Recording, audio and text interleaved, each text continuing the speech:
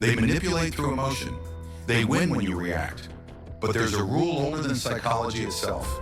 A rule practiced by warriors, emperors, and philosophers. It's the Stoic rule that ends every power game. You can't be controlled if you control yourself.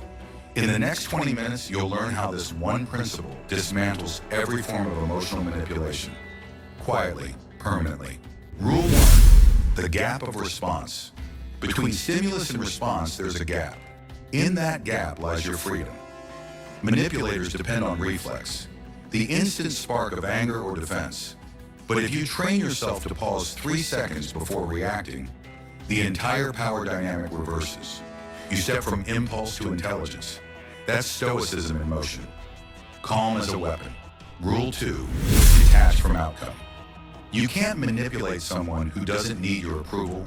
Detach from the outcome, and the manipulator loses leverage. They want you desperate for validation. Stoicism teaches neutrality.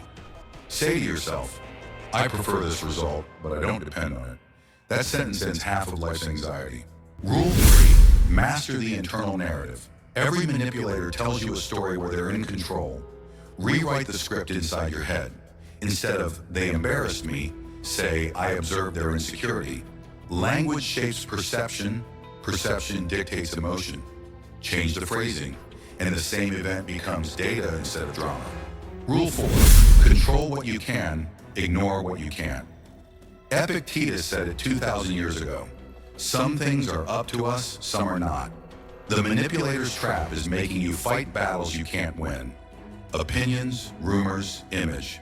Stoic counter move. Control your tone, your schedule, your effort, and release everything else. They can't enslave a mind that has clear borders. Rule 5, emotion is information, not instruction. Emotion is information, not instruction. Feelings aren't orders, they're signals. Anger says, something feels unjust. Fear says, something feels unsafe. A Stoic observes a signal without obeying it. When manipulators push buttons, your awareness becomes insulation. You still feel, but you no longer flinch. Rule 6, use time as a tactic. Manipulators use urgency. Decide now. Don't think. Your defense, delay. Time dissolves emotional fog. Say, let me reflect before I respond. That one line reclaims authority. The calmest mind always outlasts the loudest voice. Rule 7, choose principles over personalities. Never play a person's game. Play by your principles. When you respond according to your values, not their behavior, you become unhackable. Stoicism makes ethics a shield. Consistency over chaos. Your calm becomes contagious. Your silence becomes power. Application, the Stoic Counterattack. When someone insults you, remember, their words describe them, not you.